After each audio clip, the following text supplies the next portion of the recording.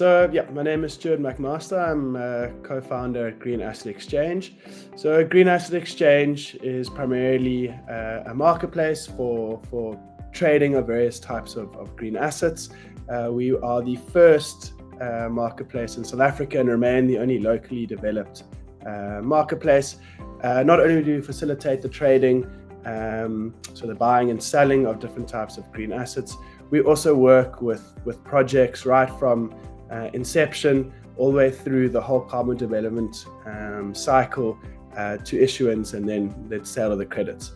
Our idea is to try and bridge the knowledge gap of utilizing carbon markets and be able to foster more sustainability projects and social economic benefits for the population of South Africa and Africa as a whole.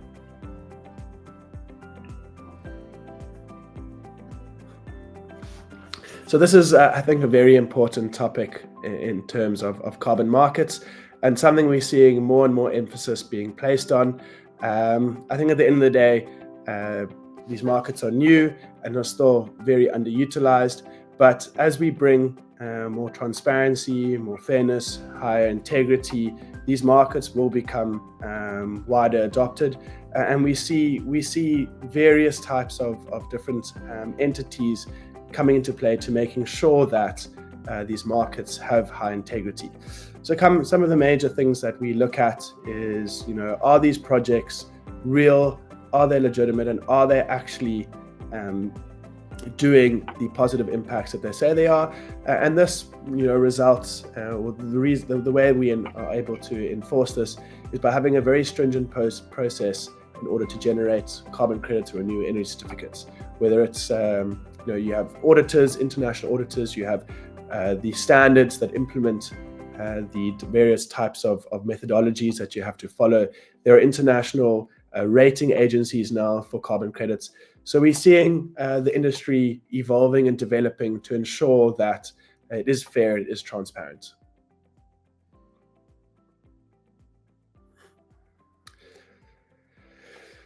Carbon markets are evolving a lot and changing, and I think it's for the better. It's sometimes very hard to keep up.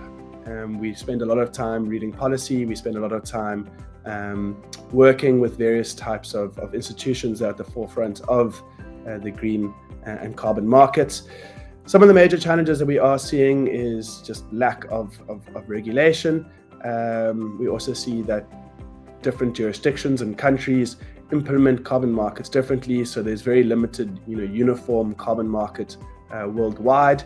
But we are seeing slowly that these markets are merging, are coming together to be widely adopted across the world. From our side, one of the major things that we are seeing in South Africa is regulation coming into to play.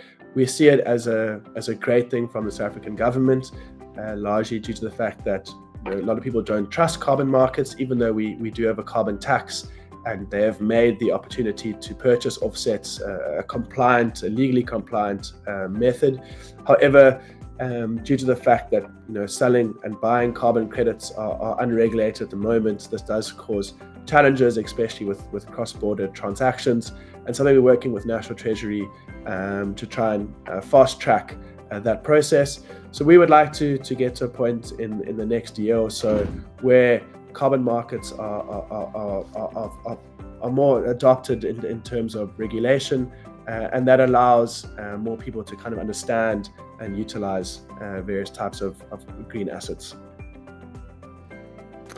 So generally what we see is on the buyer side of carbon credits, we see that companies that purchase carbon credits are more likely to reduce their overall emissions as a company, which we think is a fantastic sign that companies that are adopting sustainability targets and are trying to work towards them, they can not only purchase credits, but they can also reduce their emissions. And if they are purchasing credits, they also end up reducing their emissions. So that's on the buy side. On the sell side, there are many success stories across South Africa and across Africa of projects that are protecting and preserving the environment that we have, from reforestation, land restoration, biodiversity conservation. We're seeing amazing projects across the African continent, be able to utilize the carbon markets to bring revenue into local areas that before never had an opportunity to receive any income for what they do. So, in Africa, there are projects in the Congo rainforest. There are projects in some of the worst deforested areas in Malawi and Mozambique, in South Africa, and these are generally rural areas where people are just looking for, be able to survive. And now they're able to protect their natural environment and receive an income of doing so.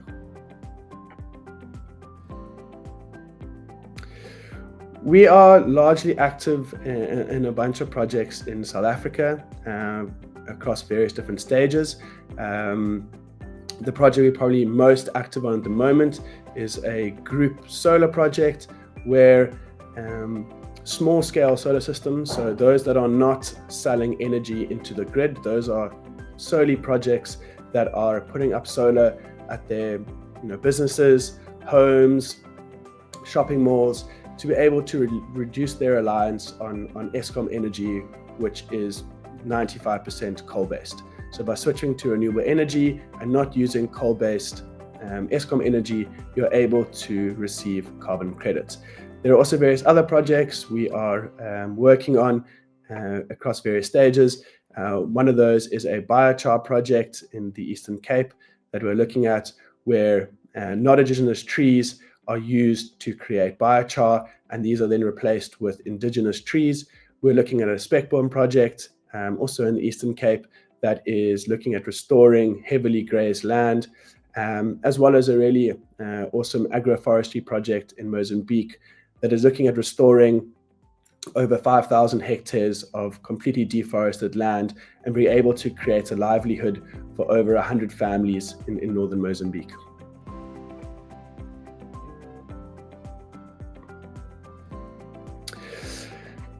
From our side, we generally believe that this is one of the most incredible opportunities for Africa. Africa contributes to less than 5% of the world's emissions, yet we have some of the most diverse and broad biodiversity on our continent, and we see being able to utilize carbon markets. We can use the revenues from protecting what we have to essentially create jobs and a better socioeconomic environment in Africa. So we're strong believers that Africa can lead carbon markets globally. We believe that this can be a real driver for economic growth on our continent, and at the same time protect our beautiful biodiversity that we have on this continent.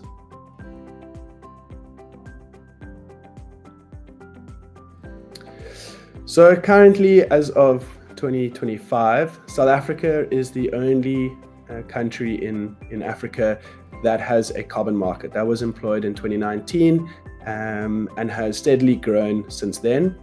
There's no other current country in Africa that has a carbon market. However, we are actively engaging with Nigeria, Congo, and Kenya that are also looking at implementing carbon markets in the coming years. In terms of projects, we see projects right across the African continent, from Congo, Rwanda, Morocco.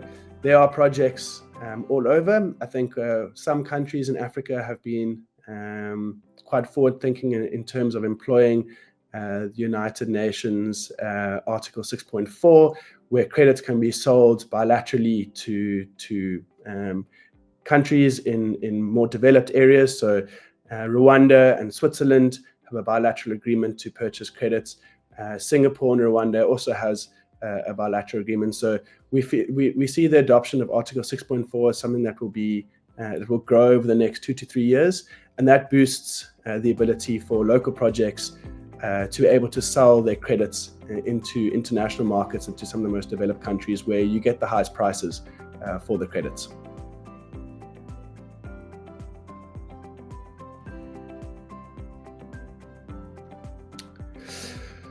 So I think this takes us back to the point that Africa can really be at the forefront of carbon markets. We have an incredibly poor population on Africa.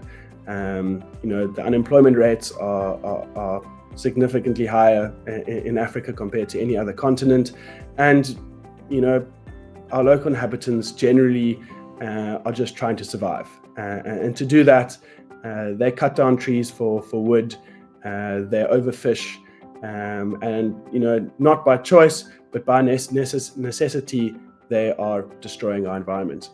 We can use carbon markets to change that. We can be able to protect these incredible environments and at the same time create jobs and a socioeconomic benefit for Africans. And I feel we, as Green Asset Exchange, are at the forefront of this. I think South Africa has been pioneering in its adoption of carbon markets and a carbon tax, and we believe the rest of Africa is going to follow in its footsteps, and we believe that Africa can really be at the forefront of carbon markets internationally and show how we can utilize funding for these projects to really create a difference and to drive sustainability.